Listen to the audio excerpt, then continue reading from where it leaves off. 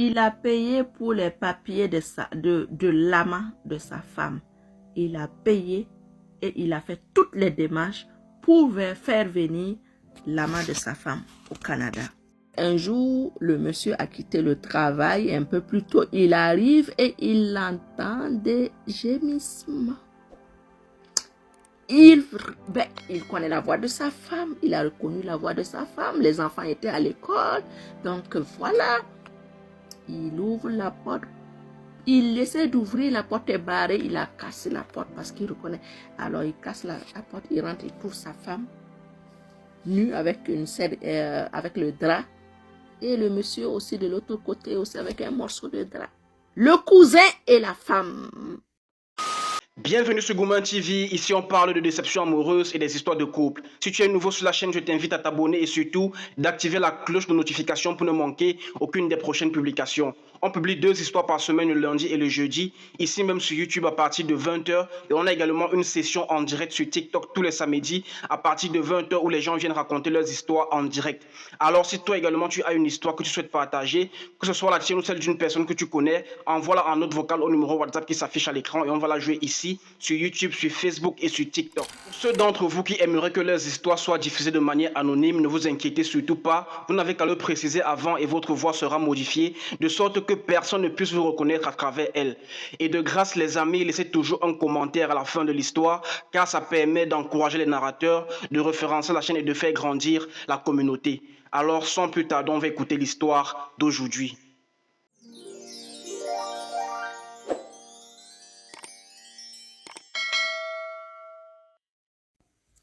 Il a payé pour les papiers de l'amant de sa femme.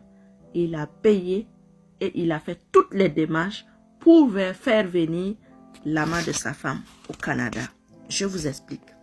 Un monsieur d'un certain âge, on va dire d'une quarantaine, donc un Canadien qui vit ici au Canada, est tombé amoureux d'une jeune femme en République dominicaine.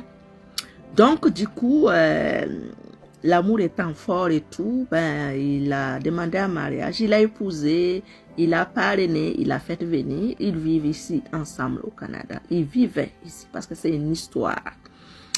Et cette femme disait qu'elle a un cousin dans la famille qui est comme son frère. Ses parents l'ont élevé parce que c'est un orphelin, donc c'est comme son frère. Donc, ce monsieur au grand cœur qui aime sa femme, justement, cette femme avait d'autres enfants, mais donc le monsieur naturellement aidait financièrement, matériellement les enfants de cette femme, et y compris ce monsieur qui est comme son frère.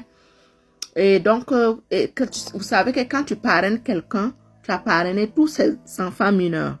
Voilà, donc comme moi j'ai été parrainée, mon fils qui était mineur aussi a été parrainé par la même occasion. Donc tu peux venir avec tous tes enfants mineurs, quand on te parraine, tu les déclares et tout.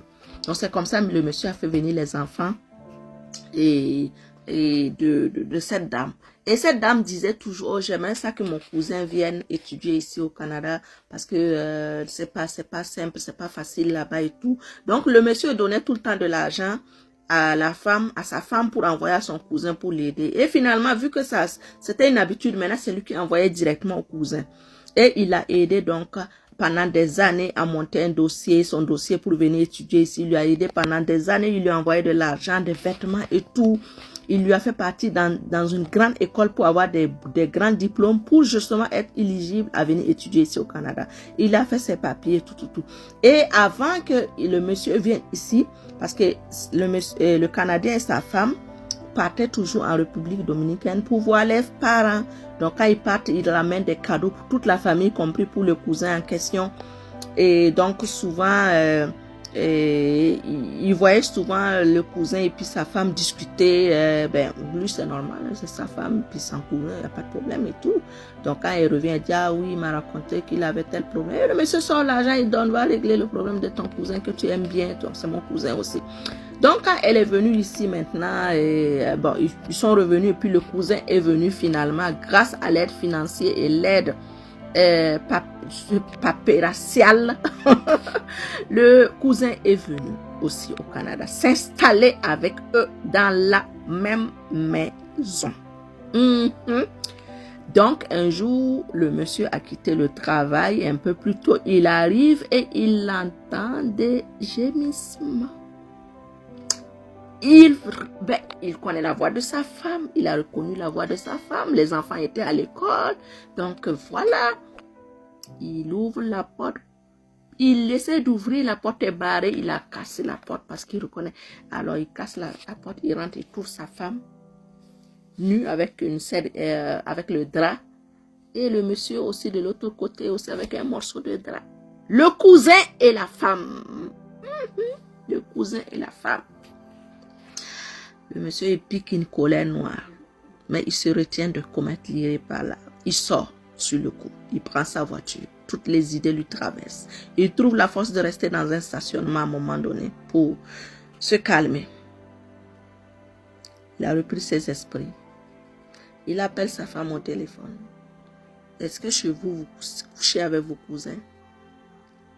Alors, je vais demander le divorce et je vais te mettre dehors. Tu n'auras plus rien. Tu vas aller... Tu vas... En tout cas, il lui a... Avec la colère, il a menacé, il a dit plein de choses. Et j'ai oublié de dire, ils avaient un enfant. Oui, le Canadien et puis la femme même avait un enfant. C'est là aussi la dame a décidé de lui dire, bien, si tu veux m'insulter disant qu'on commet l'inceste, sache que ce n'est pas mon cousin, c'est mon amoureux. On n'a pas de lien de sang. Elle lui a dit ça comme ça, gentiment. Donc, le monsieur a demandé le divorce. Il s'est battu, il a obtenu la garde de son enfant. Il a pris son enfant. La femme s'est mariée avec son amant, que son mari a fait tout, a nourri pendant des années, nourri, payé, études, habillé pendant des années, et l'a fait venir. Donc, du coup, jusqu'à aujourd'hui, cette femme vit avec son soi-disant cousin. Ils vivent très bien ensemble. En tout cas, ils sont heureux ensemble. Ils ont eu des enfants et tout. Et le monsieur a essayé à plusieurs reprises de refaire sa vie, mais cette plaie-là est vraiment... Cette plaie est très grande pour être fermée. Il est resté vraiment avec des séquelles. Et malheureusement, il a essayé, il a recommencé une autre relation. Et je peux vous dire que la relation qu'il a recommencée a été, on va dire pire ou peut-être pareil. Mais on finit jamais de connaître quelqu'un. Mettez Dieu devant. Priez toujours. Parce que tu peux vivre 20 ans, 30 ans, 50 ans avec quelqu'un. Tu ne vas pas le connaître tant que tout va bien. Priez toujours. Prions toujours. Alors, c'est la fin de cet épisode. Si vous avez aimé, laissez simplement un petit pouce bleu et donnez votre avis en commentaire car bien évidemment, votre avis compte énormément. Sur ce, on se retrouve très bientôt pour un nouvel épisode. Portez-vous bien, prenez soin de vous et que la paix soit sur vous.